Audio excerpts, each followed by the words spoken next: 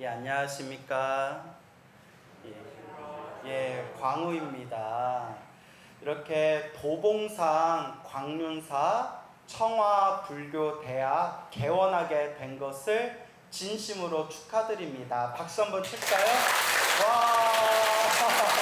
네. 자, 그래서 이제 앞으로 이 청화불교대학에 더 많은 우리 공부하는 불자님들이 가득가득 늘어났으면 합니다. 여러분들, 이제 제가 여러분들과 함께 한 달에 한 번, 매월 한 번, 둘째 주 일요일날 가장 행복한 공부라는 주제로 여러분들과 함께 부처님의 좋은 말씀 살펴보는 시간 가져보도록 하겠습니다. 자, 여러분들 부처님 가르침 공부하니까 어떻게 행복하세요? 네. 좋으세요? 네. 표정 보니까. 자, 이 도봉산 광륜사는 정말 제가 마음으로 존경하옵고 찬탄하옵는 청화 큰 스님의 유운이 담겨져 있는 도량이 되겠습니다. 우리 한국의 불자라면 청화 큰 스님 모를 분들 안 계시죠? 그래서 우리 청화 큰 스님께서는 2003년도에 세수 80세 연세에 이제 세상을 떠나시고 지금까지도 이 청화 큰 스님의 가르침을 따르는 많은 그런 수행자들과 불제자들이 지금도 청화 스님의 그 소중한 법문을 의지하면서 공부하고 있고, 또 이 서울에 큰 스님께서 가장 곤드려서 또 불사에 전념하셨던 곳이 바로 지금 우리가 이 자리에 있는 도봉산 광륜사가 되겠습니다. 여러분들은 어떻게 광륜사 오래 다니셨나요? 네. 그러면 청화 큰 스님들 직접 배웠나요? 네. 좋겠다. 저는 청화 큰 스님을 한 번도 직접 못 뵀어요. 제가 출가한 게 25년 전에 출가했거든요. 사람들이 저를 보면 깜짝 놀래요. 두 번 놀래요. 첫째는 생각보다 어려 보여서 놀린대요. 그렇죠? 카메라에 보면 조금 울퉁불퉁해 보이는데 실물로 보이니까 조금 더 낫죠. 또 두 번째 왜 놀라냐면 제가 출가한 지 25년이 됐습니다 하면 깜짝 놀란대요. 하는 짓은 금방 출가하는 사람 같은데 벌써 25년이나 절집에 있었냐 이렇게 이제 놀라시더라고요. 한마디로 철이 덜 들었다 이 얘기겠죠. 자, 그런데 저는 솔직히 말씀드리자면 처음 출가했을 때 25년 전에 청화 스님을 별로 안 좋아했어요. 왜 안 좋아했냐면, 이제 한국말은 끝까지 들어야 돼요. 25년 전에 제가 처음 참선 공부 시작하고 선방에 다녔을 때, 지금은 안 그런데 그 옛날에는 우리 한국 불교 이 선 문화에 굉장히 안 좋은 패습이 있었어요. 그게 뭔고 하면 지금 사람들은 이해를 못하겠지만 저 선방 다닐 때만 하더라도 가나선, 화두참선 수행법 이외에는 모조리 다른 수행법을 좀 비하하는 그런 좀 안 좋은 그런 문화 폐단이 있었거든요. 그래서 지금은 많은 불자님들이 참선도 하시고 윗바사나 같은 명상도 하시고 연불선도 하시고 주력도 하시고 심지어 티베트 불교 밀교 수행하시는 분들도 있거든요. 근데 다 똑같은 부처님 법이잖아요. 그죠? 그런데 저 처음 선원 다닐 때는 오로지 화두 말고 다른 거 하면 안 된다.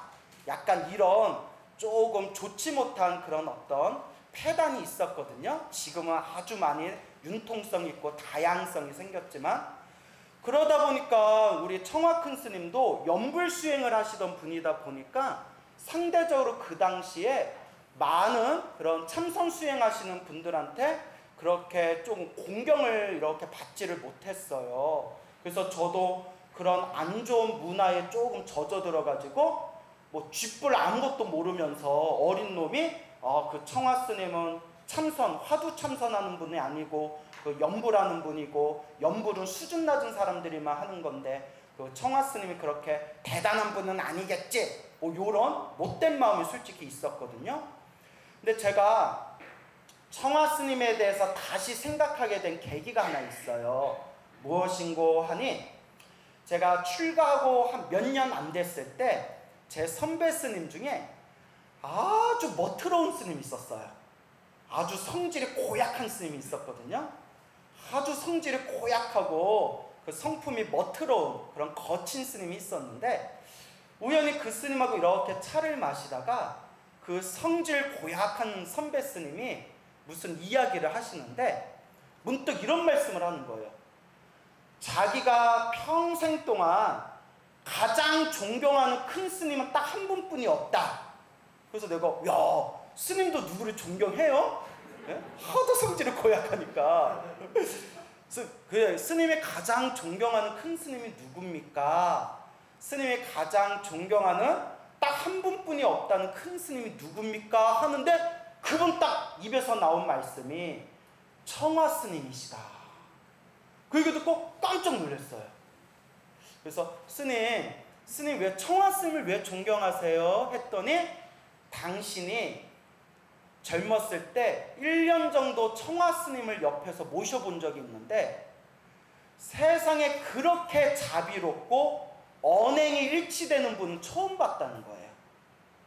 자기는 공부가 짧아서 청화 스님이 얼만큼 공부가 깊은지는 자기는 모르겠고 옆에서 1년을 모셔봤는데 자기가 여태껏 봤던 사람 중에 가장 인격자였다는 거예요. 여러분, 얼마든지 말은 잘할 수 있어요. 그죠? 저도 어디 가면 말 잘한다는 소리 엄청 많이 들어요. 그래서 심지어 저보고 광우야 너는 혓바닥을 보험 들어야 된다. 너 그거 새치 혓바닥으로 먹고 사던데 요런 소리 들을 정도로 어디 가서 말 못한다는 소리는 안 듣거든요. 하지만 말을 잘하는 거와 언행이 일치되는 거는 별개의 문제예요. 저도 수많은 부처님의 가르침을 외우고 있고 사람들에게 수많은 좋은 가르침을 세법하고 있지만 저 스스로 내가 언행일치가 되는가라고 스스로를 반성해 보면 너무 부끄러워서 제가 눈을 뜰 수가 없을 정도예요. 그런데 그 성격이 고약했던 그 스님이 하시는 말씀이 정말 자비롭고 진실로 언행이 일치되고 그리고 자기가 봤던 분 중에서 가장 인격자였던 분 딱 한 분을 꼽으라면 누구를 꼽겠다? 청화 큰 스님이다. 승질이 고약한 스님이 그런 얘기를 하니까 더 믿음이 가는 거예요. 그 뒤로 이제 청화 스님께서 쓰신 정통성의 향운이라든가 원통불법의 요체 같은 책들도 살펴보면서 와, 참 학식이 깊으시구나. 또 그분이 살아왔던 삶의 그 수행의 일대기를 이렇게 읽어보면서 정말 부처님 법대로 사시던 분이었구나라는 걸 그때 제가 많이 느끼고 그때부터 제가 점점 그 청화 스님을 공경하고 존경하는 마음이 싹트게 되었던 것 같아요.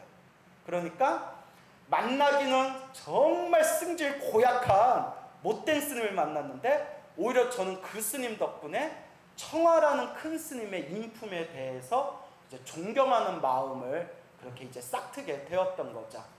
그러면서 이제 시간이 흐르고 세월이 흐르면서 자연스럽게 제가 부처님 경종 공부하면서 제가 이제 스스로 선택한 수행법이 바로 나무 아미탑을 정토 영불법을 내 평생의 수행으로 삼겠다 결심하고 아무런 편견 없이 참선이다, 화두선이다, 연불이다 아무런 편견 없이 다시 청화 스님의 법문을 읽으면서 정말 이 시대에 부처님 법답게 사셨던 분이구나라는 그런 엄청난 감동을 느끼게 되었습니다.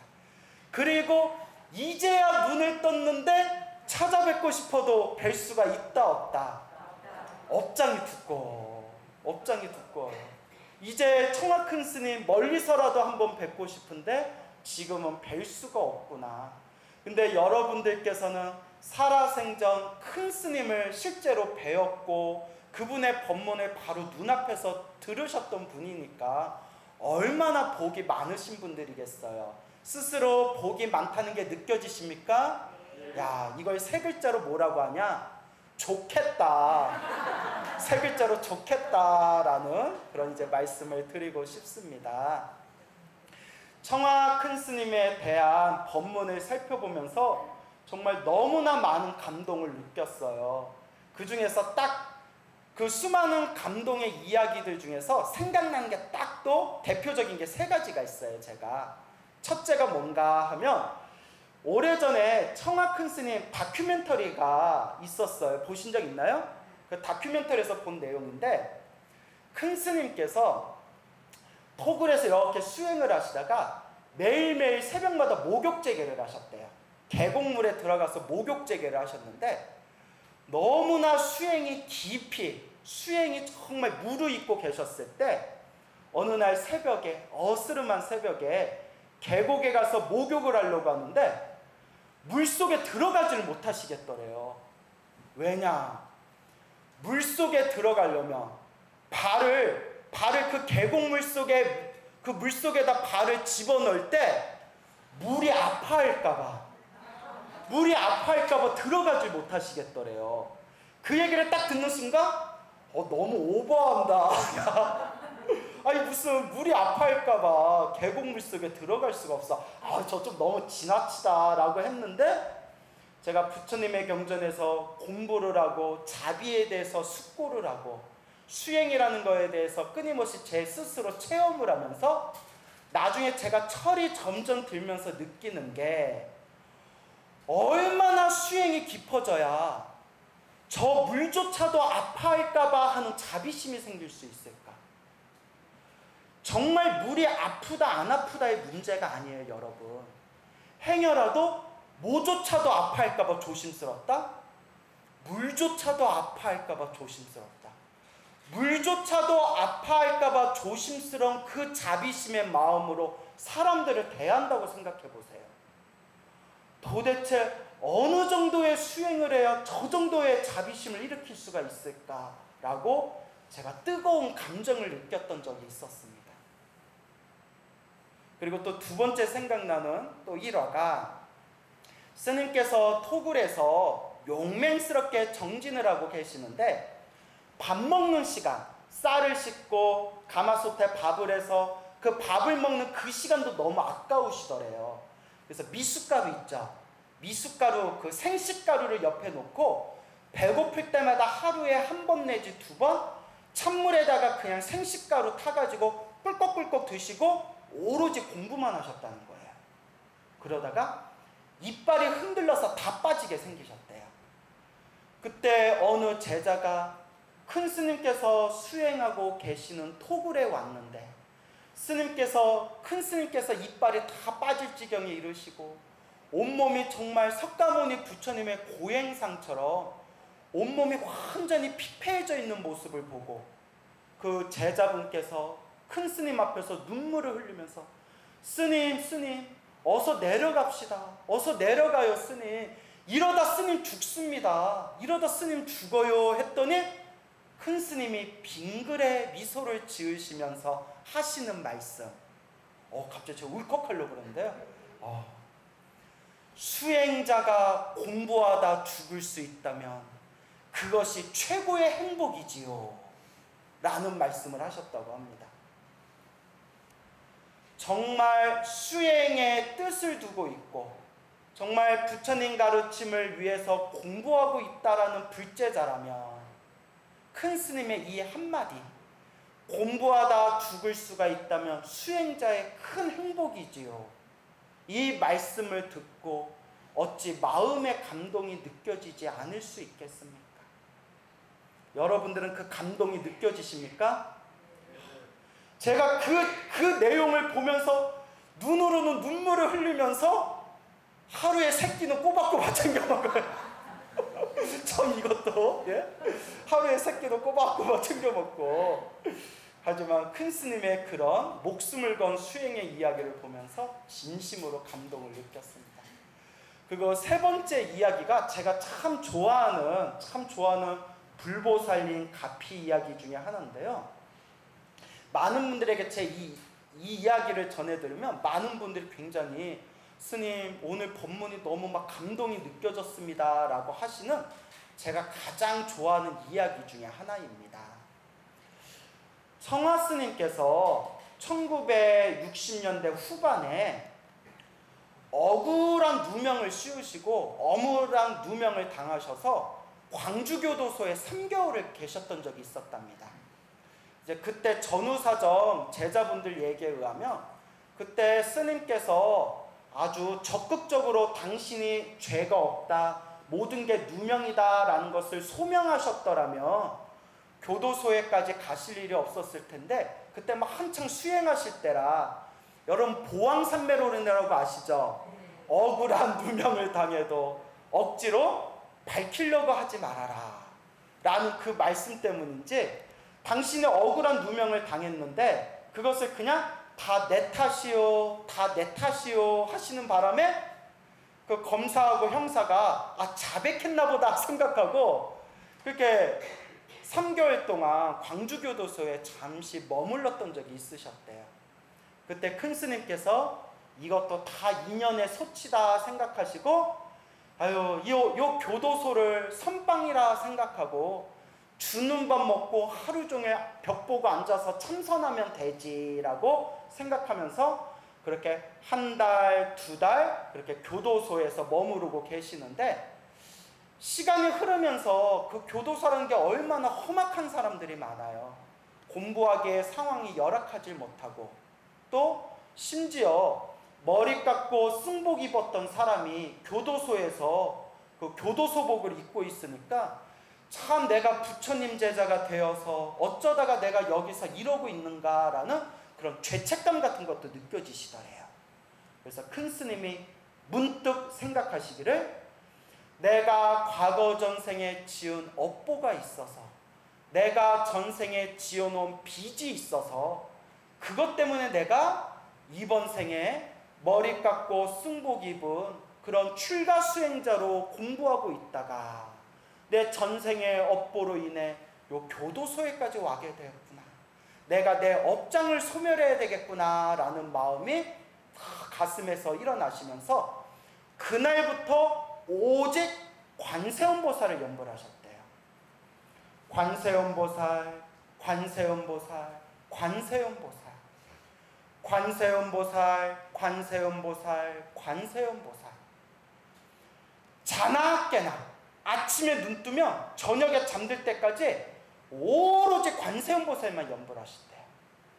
밥 먹으면서도 관세음보살, 걸어다니면서도 관세음보살, 앉아있을 때도 관세음보살, 오직 관세음보살님을 그렇게 연불하셨는데, 한순간 1분 1초도 관세음보살을 놓치지 않으려고 오직 간절하게 당신의 업장을 소멸하는 마음으로 관세음보살, 관세음보살, 관세음보살 연불하면서 채 며칠이 되지 않아 관세음보살이 저절로 일념이 됐대요.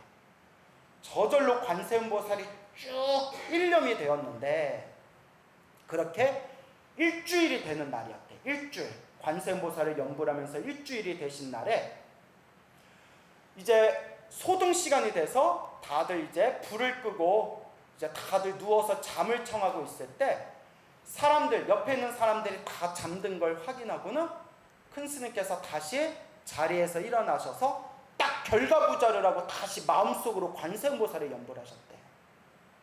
관세음보살, 관세음보살, 오직 그 관세음보살을 연불하면서 거룩하신 부처님, 관세음보살님, 시작 없는 옛적부터 제가 지었던 모든 업보와 모든 업장을 참회합니다, 관세음보살님 하는 순간 당신의 정신이 전혀 새로운 4차원의 세계 같은 곳으로 휘말려 들어가는 듯한 느낌이 들면서 순식간에 하늘 천장에서 점점 환한 광명이 일어나면서 눈앞에서 생생하고 똑똑하게 관세음보살님이 나타나셨대요. 꿈이 아니라 정말 천장에서 관세음보살님이 내려오셨대요. 생생하게 눈을 뜨고 있는데 눈앞에 환한 광명 속에 관세음보살이 큰 스님을 허공에서 바라보시면서 은은한 미소를 짓고 계시더래요. 한창 동안 환한 광명의 관세음보살이 보이시더니 그 관세음보살님이 점점 사라지시면서 정신이 원래 상태로 돌아오시며 큰 스님이 그때 가슴을 꽝 치셨대요. 아! 부처님과 보살님들이 항상 우리 앞에 계셨지만, 늘 우리 앞에 불보살님이 계셨지만 누가 보질 못하고 있었구나? 내가 보지 못하고 있었구나. 원래 부처님은 우리 눈앞에 항상 계시는데 우리가 못 보고 있었구나라는 그때 엄청난 마음의 체험을 하셨답니다. 그리고 그 교도소 청장에서 환한 광명의 관세음보살님을 친견하고 난 뒤에 며칠 후에 극적으로 무혐의 판정을 받아가지고 감옥에서 나오시게 되었다고 합니다. 믿습니까, 여러분? 네. 믿음이 있습니까? 네. 부처님은 항상 우리 앞에 계시다. 관세음보살님은 항상 우리 앞에 계시대요. 내가 관세음보살, 지장보살해야 관세음보살, 지장보살님이 앞에 나타나시는 게 아니라 원래 우리 앞에 계시는데 누가 보지를 못했구나? 내가 보지를 못했구나. 업장, 중생의 번뇌와 망상, 무명 때문에, 이 업장 때문에 내가 스스로 보지를 못했구나.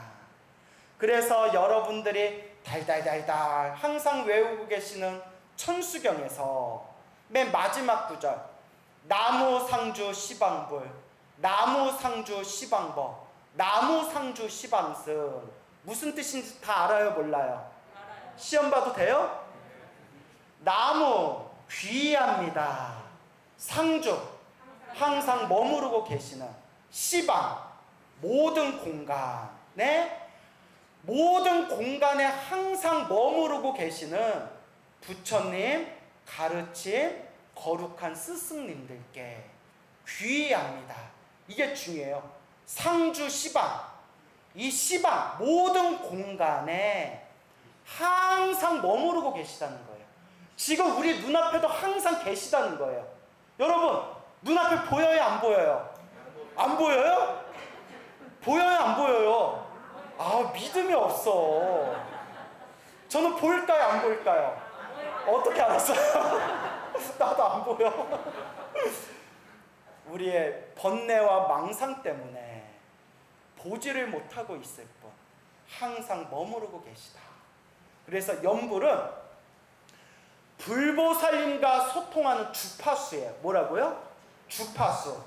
여러분, 우리 이 모든 공간에는 라디오 주파수가 떠다니고 있대요. FM, AM 모든 주파수가 떠다니고 있는데 그 주파수를 내가 버튼으로 맞춰서 주파수가 딱 맞아떨어질 때 우리가 그 라디오를 들을 수가 있는 거예요.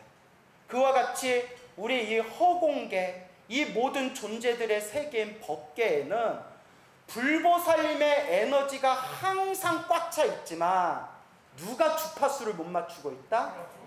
내가 주파수를 못 맞추고 있다. 여러분 위에 전등이 보이시죠? 전등에는 항상 전기가 흐르고 있대요.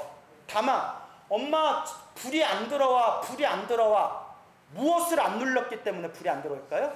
스위치를 안 눌렀기 때문에. 스위치 누르는 순간 흐르고 있는 전기 따라서 전등은 불이 확 하고 켜지는 거예요. 항상 꽉 차 있는 부처님의 주파수와 하나 되어가는 과정, 그게 바로 무엇이다?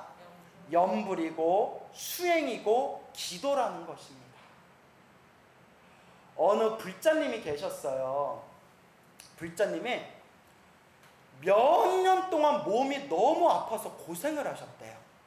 고생을 하시면서 유명한 병원에도 다니고 침도 맞고 뜸도 맞았는데 도저히 몸에 병이 낫지를 않더래요. 그냥 병원에서도 알 수 없는, 이유를 알 수 없는 어떤 그런 몸의 통증 때문에 진통제만 의지하면서 고생하다가 문득 이런 생각이 들더래요. 스님들 법문을 듣다가 이렇게 몸이 아픈 것도 과거 전생 내가 지었던 내 업보겠구나. 이 업은 결국 누가 닦아야 되는구나? 내가 닦아야 되는구나. 이 업을 내가 풀어야 되겠구나. 그때부터 오로지 지장보살을 연불했대요. 처음에는 지장경을 읽고 지장보살 연불을 했는데 지장경을 한 번 다 읽는데 3시간 정도가 걸리더래요. 몸이 너무 아파서 가만히 앉아서 지장경 읽기조차 힘들더래요. 근데 지장보살은 4글자잖아요. 그쵸? 지장보살. 그 지장보살은 서있든 앉아있든 누워있든 계속 연불할 수가 있으니까 그냥 자나깨나 연불했대요. 오직 지장보살만 연불했대요. 지장보살, 지장보살, 지장보살, 지장보살, 지장보살, 지장보살, 하염없이 그냥 밥 먹고 잠자는 거 빼고는 오로지 간절하게 지장보살을 연불했대요. 그러다 어느 날 잠이 들었는데 생생한 꿈속에 지장보살님이 나타나셨대요. 그러더니 얘야 많이 아프지? 다 네 업보란다 하면서 이렇게 품에서 뭘 뒤석뒤석 이렇게 뭐 품에서 뒤지시더니 이따만한 주사기를 꺼내시더래요. 이따만한 주사를 꺼내서 지장보살을 푹 찌르려니까 보살님이 놀래가지고 아유 부처님 아이고 지장보살님 저 그냥 안 맞을래요 했더니 너는 무엇이 두꺼워서? 업장이 두꺼워서 이 정도는 맞아야 된다 하면서 그 엄청나게 큰 주사기를 몸에다 확 박아버리시더래요. 얼마나 아프든지 꿈속에서조차도 아파가지고 으악 하고 고함을 지르면서 요 보살님이 잠에서 딱 깼는데 그 맞은 자리가 꿈속인데도 맞은 자리가 얼얼하더래요. 얼얼할 정도였대요.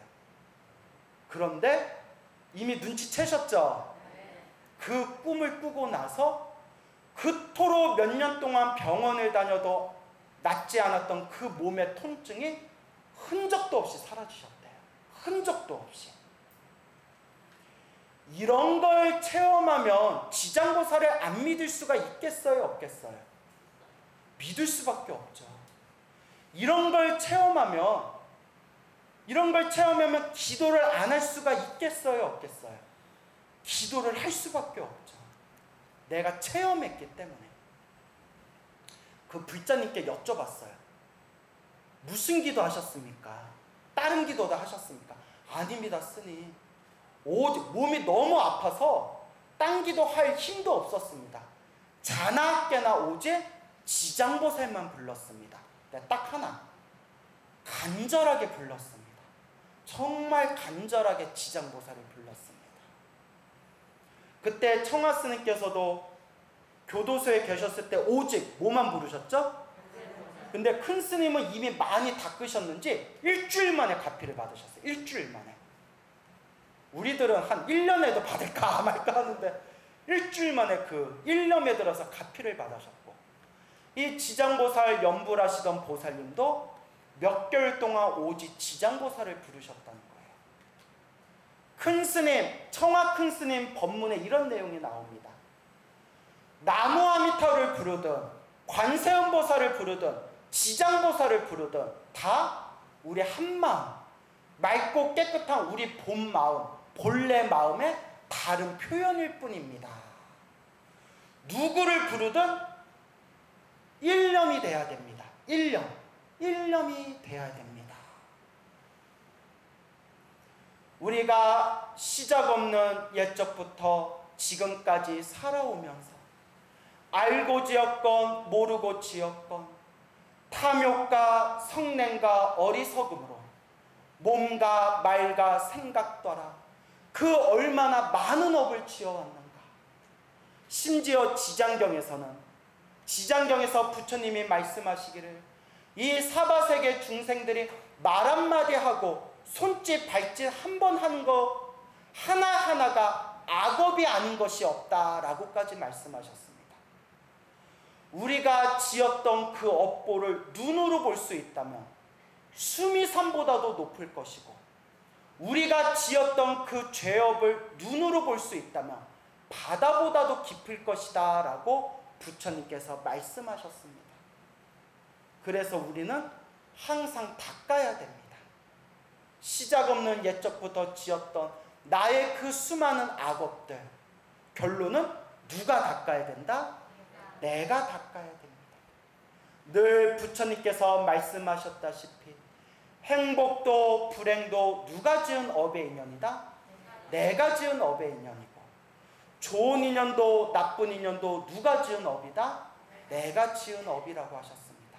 그러면 결국 누가 닦아야 된다? 내가 내 스스로 닦아야 됩니다. 스님, 저는 살아가는 게 왜 이렇게 힘들까요? 살아가는 게 왜 이렇게 괴롭고 답답할까요? 그것도 내가 지은 업의 인연입니다. 스님, 제가 알고 있는 아무개 누구라는 사람들은 옆에서 지켜보면 온갖 나쁜 짓 하면서도 왜 저렇게 잘 먹고 잘 사는 겁니까, 스님? 그것도 그 사람이 전생에 지었던 지 복을 지금 까먹고 있는 것 뿐입니다. 좋은 일도 나쁜 일도 한치의 흠도 없이 다 누가 지은 업의 인연이다? 내가 지은 업의 인연인데, 내가 지금 닦지 아니하고서 대체 누가 나 대신 닦아주기를 바라고 있단 말입니까? 그래서 부처님도 말씀하셨고, 역대 큰 선지식들도 말씀하셨고, 우리 청화큰 스님도 말씀하셨다시피 내가 지은 업은 결국 누가 닦아야 됩니다?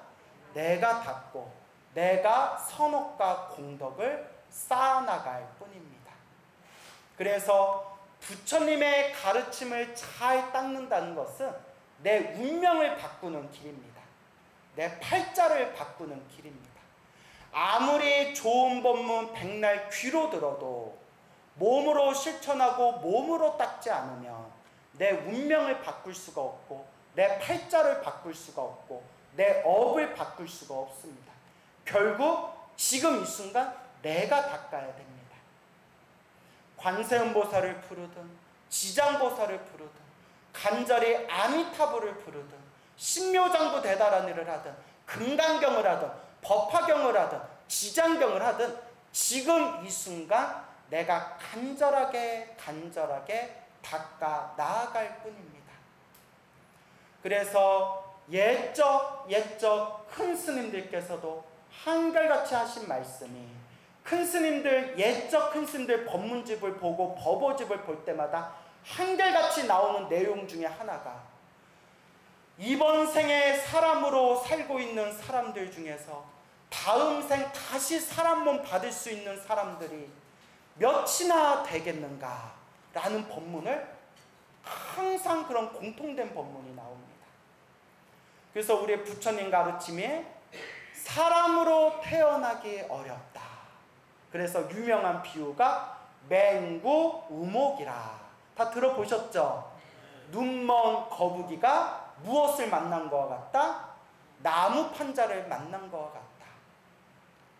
부처님께서 수많은 불제자들 앞에서 이와 같은 법문을 해주셨습니다. 그대들이여 한번 잘 들어보거라. 드넓은 바다가 있는데 그 바다 밑에는 눈먼 거북이가 살고 있다. 눈먼 거북이가 바다 밑을 헤엄치다가 딱 100년에 한 번 숨을 쉬기 위해서 100년에 한 번 눈먼 거북이가 물 밖에 고개를 한번 쑥 내민다. 몇 년에 한 번? 100년에 한 번. 그러다가 그 드넓은 바다에 구멍 뚫린 나무 판자가 하나 떨어졌다.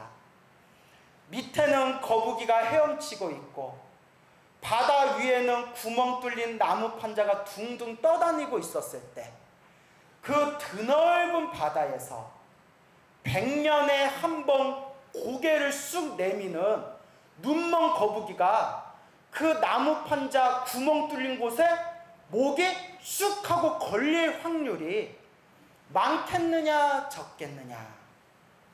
많겠습니까 적겠습니까? 이걸 불교에서 희유합니다 라고 표현합니다. 뭐합니다? 희유합니다. 거의 불가능에 가깝습니다. 만약 그런 일이 있다면 그것은 기적에 가깝습니다. 참으로 어려운 일입니다 라고 제자들이 대답했을 때 우리 부처님께서 다음과 같이 말씀하십니다. 그대 불자들이여, 눈먼 거북이가 100년에 한 번 물 밖에 고개를 내밀었을 때 나무 판자, 구멍 뚫린 나무 판자를 만난 것이 이와 같이 어려운 일이듯이 이번 생 사람으로 태어난 존재들이 다음 생 다시 인간으로 태어나는 것은 이것보다도 더 어려운 일이다. 사람으로 태어나기 참으로 어렵구나 해서 나온 법문이 맹구우모이라는 우리 불교의 유명한 비유설화가 나오게 된 겁니다. 여러분들은 여러분들 스스로, 여러분들 본인 스스로 사람으로 태어난 게 얼마나 큰 복이고 얼마나 소중한 인연인지를 여러분들은 알고 계십니까? 여러분들은 믿고 계십니까? 불러도 대답 없는 너, 아무도 대답이 없네요. 자, 그래서 티베트 불교, 여러분 티베트 불교는 윤회를 중요시 여기는 거 아시죠? 티베트 불교의 선지식들께서는 한결같이 하시는 말씀이 있습니다. 윤회의 무서움을 알아야 수행할 수 있다. 윤회의 무서움을 알아야 진짜 불자가 될 수 있다. 윤회라는 무서움을 알아야 내가 지은 업보대로 다음 생 내가 다 받게 될 것이고, 내가 이번 생 사람의 몸을 잃어버리고 이번 생 아무런 공덕도 지어놓지 못하면 다음 생 다시 사람으로 태어나기 어렵다네. 한 번 사람의 몸을 잃어버리면 또다시 사람의 몸으로 태어나기 어렵다네 라는 윤회의 무서움을 알아야 그때 진짜 불자로서 첫걸음을 할 수 있고, 그때부터 진짜 수행을 할 수가 있다고 합니다. 그래서 우리 부처님께서 하신 경전의 말씀 중에 제가 가장 좋아하는 말씀 중에 하나가, 사람으로 태어나기도 어렵지만 무엇을 만나기가 더 어렵다? 부처님의 법, 불법을 만나기가 참 어렵다. 이 70억 인구, 우리 지구상의 70억 인구 중에서 이 부처님의 법을 만나고 부처님의 법을 소중하게 여기면서 부처님의 법을 이번 생에 잘 닦아나가는 사람이 과연 몇이나 되겠는가 라는 것을 되뇌이고 우리가 숙고하고 사유해 봤을 때 정말 사람으로 태어나기도 어렵지만 부처님의 법을 만나기는 더욱더 어렵구나 라는 것을 마음에 사무치지 않을 수가 없습니다. 그래서 우리 보조국사 진울 큰 스님도 법문에서 말씀하셨다시피 다행지심, 따라해보세요. 다행지심. 다행이다. 다행이라는 마음. 이번 생에 무엇을 만나서 다행이다? 부처님 법을 만나서 다행이다. 이번 생에 사람으로 태어나서 다행이고 이번 생에 부처님의 법을 만나서 다행이다. 다행이라는 이 마음, 이 다행이라는 마음을 항상 품고서 이번 생 헛되이 보내지 말아라 라고 간절하게 말씀하고 있는 겁니다. 그리고 옛적부터 선지식들께서 늘 하시던 말씀이, 사람으로 태어나 올바로 부처님 법을 닦기 위해서는 3가지를 갖추어야 된다고 했습니다. 몇 가지? 첫째, 좋은 스승. 둘째, 좋은 도반. 셋째, 좋은 도량. 스승과 도반과 도량을 갖추어야 된다. 그런데 여러분들은 복이 얼마나 많아요. 우리 큰 스님의 법문이 지금 살아있고 부처님의 경전 공부를 얼마든지 쉽고 편하게 할 수 있는 이 시대, 이렇게 좋으신 우리 스님들과 함께 여러분이 공부할 수 있으니 좋은 스승을 만난 것이고, 이렇게 우리 청와불교대학에 오셔서 여러분들이 부처님의 가르침을 공부하면서 좋은 도반을 만나는 것이고, 이렇게 서울 시내 한가운데 청화스님께서 공들여서 우리 불자들이 부처님의 법을 만나 쉽고 편하게 공부할 수 있도록 이 광륜사 좋은 도량을 만드셨는데, 이렇게 좋은 스승, 좋은 도반, 좋은 도량을 갖췄는데 왜 안 오냐는 거예요. 왜 안 와? 미치고 팔짝 뛰겠다. 그런데 이 자리에 오신 분들은 참 복이 많다. 무엇이 많다? 이 자리에 오셔서 부처님 법문을 공부하고자 마음을 내신 분들은 성근이 있다. 무엇이 있다? 착할 선, 뿌리 익은 과거 전생에서부터 지었던 착한 뿌리가 있다. 그리고 이와 같이 부처님의 가르침을 공부하시는 여러분들은 정말 다행이다. 뭐라고요?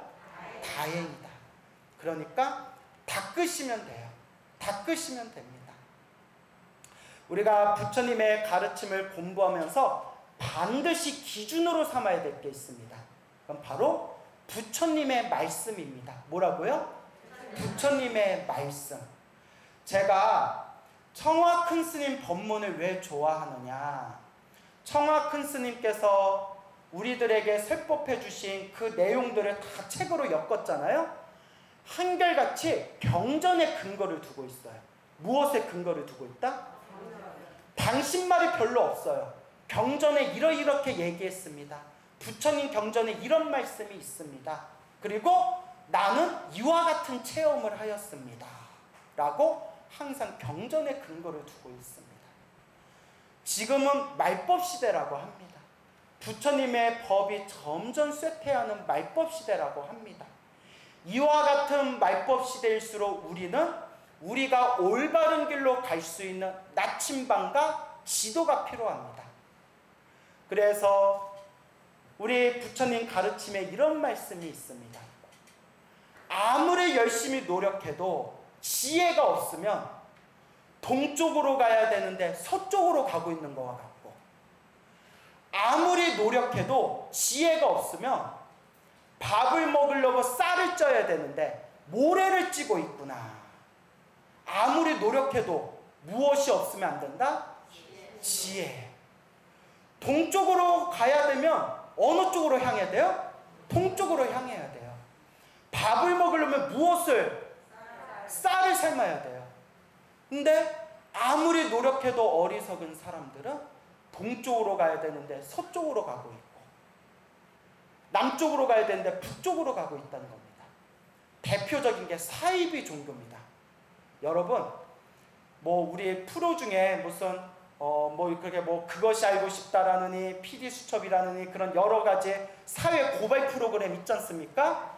거기에 보면 지난 몇 년간 사이비 종교에 대해서 취재한 것들이 있지 않습니까? 제가 그 사이비 종교들을 취재한 것들을 보면서 한 가지 공통점을 발견했습니다. 그게 뭐냐? 정말 열정이 있어요. 정열. 정말 거기에 홀딱 빠져가지고 눈알이 다 뒤집혀서 오로지 그거 하나만 믿어요. 그것만큼은 불자들이 따라갈 수가 없어요. 그 사람들은 일요일날 자기네들 종교시설에 안 가면 지옥 가는 줄 알아요. 근데 우리 불자들은 가도 그만, 안 가도 그만. 엄마 그렇게 절에 열심히 안 다니다가 지옥 떨어지면 어떡할 거야? 지장보살이 알아서 구해주실 거야. 이렇게 약간 안일한 마음들이 있어요. 약간 제가 우스개로 말했지만 공감하시죠? 예. 사이비 종교인들은 정말 열정 있고 정열 있고 정말 노력해요. 근데 그것만큼 인정해요. 단 무엇이 없더라? 지혜가 없어요. 열심히 동쪽으로 가고는 있지만 서쪽으로 가야 되는데 동쪽으로 반대로 가고 있는 거예요. 열심히 동쪽으로 열심히 목숨 걸고 달려가고 있지만 다른 쪽으로 가야 되는데 엄한 곳으로 가고 있는 거예요. 우리가 천천히 가더라도 동쪽에 목적지가 있으면 어느 쪽으로 가야 된다?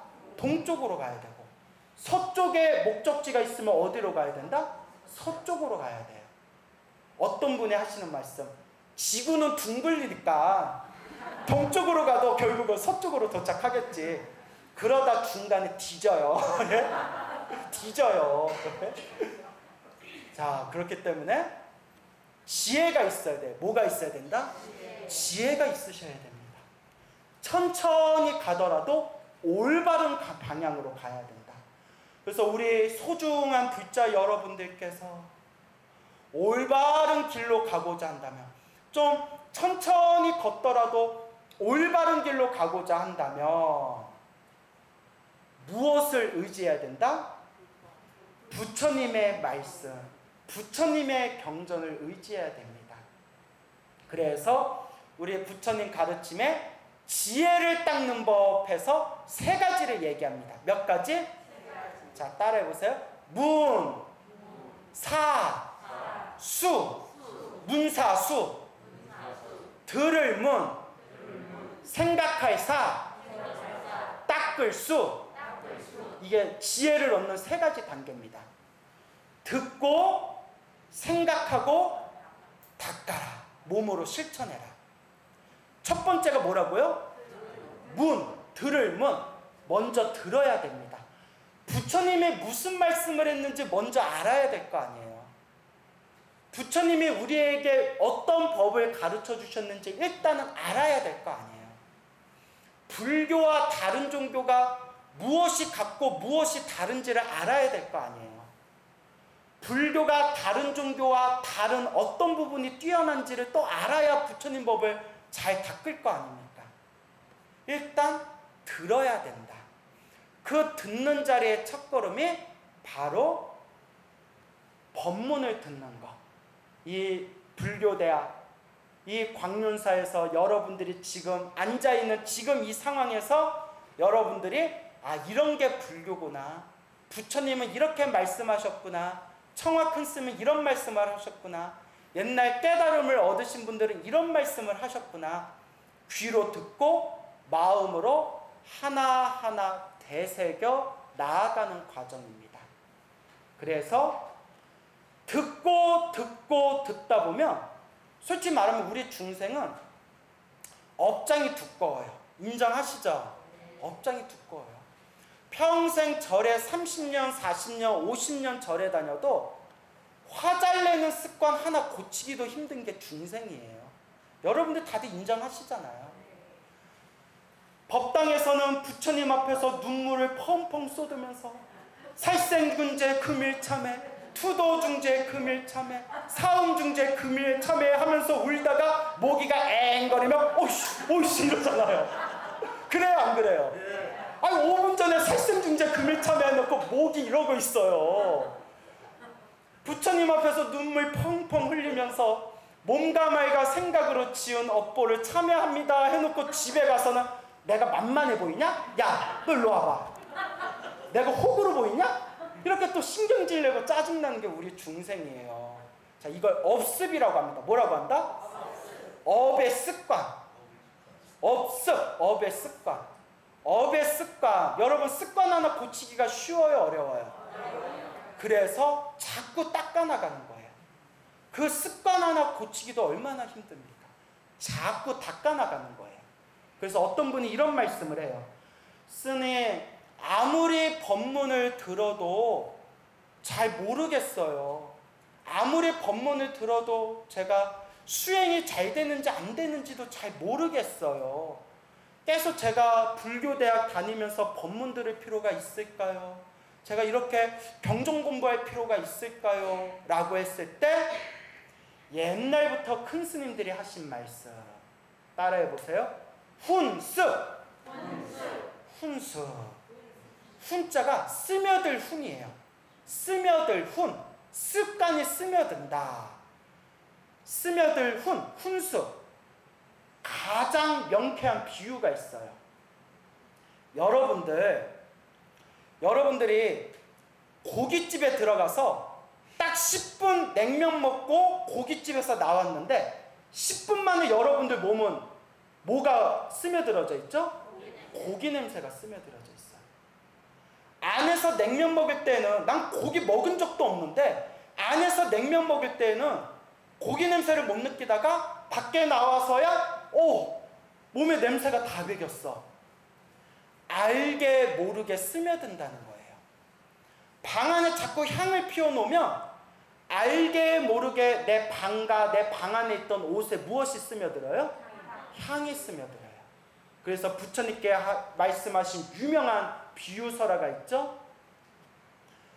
똑같은 종인데도 생선을 쌌던 종에서는 무슨 냄새가 나고, 생선 비린내가 나고, 향을 쌌던 종에서는 무슨 냄새가 난다? 향 냄새가 난다. 그게 훈습이에요.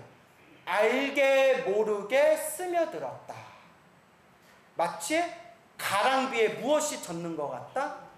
그러니까 가랑비, 추적추적 습한 가랑비 내리는 것 같고, 이 정도야 잠깐 5분 10분 잠깐 갔다 오는 건데 뭐 하고 5분 10분 잠깐 걸었는데 어느새 옷이 흠뻑 젖어 있어요. 훈습. 부처님의 말씀도 그와 같대요. 지금은 이해가 안 되고, 지금은 무슨 말씀인지 잘 모르겠고, 지금은 아무런 변화가 느껴지지 않지만, 이와 같이 여러분들이 듣고 듣다 보면 알게 모르게 내 몸과 내 말과 내 생각에 무엇의 에너지가 스며든다?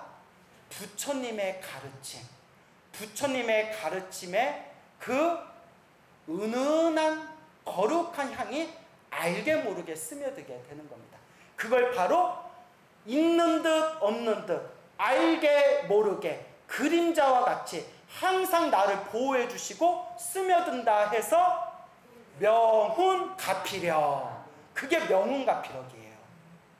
있는 듯 없는 듯 은은하게 항상 그림자와 같이 스며들어서 늘 나를 지켜주시는 불보살림의 가피, 명훈가피력. 그래서 우리가 이 소중한 부처님의 법을 만난 거 다행이다, 다행이다 라고 생각하시고, 이렇게 좋은 도량에서 좋은 스님들을 모시고 좋은 도반들과 함께 부처님 법문을 공부할 수 있는 것을 다행이다, 다행이다 생각하시고, 내가 이번 생에 복을 짓고 선업을 짓고 공덕을 짓고 지혜를 닦지 않으면 다음 생에 내가 어떤 몸을 받겠는가라는 윤회의 무서움을 늘 되새기면서 지혜를 닦는 불자가 되시기를 바랍니다. 알겠죠? 네. 오늘 여기서 마치겠습니다.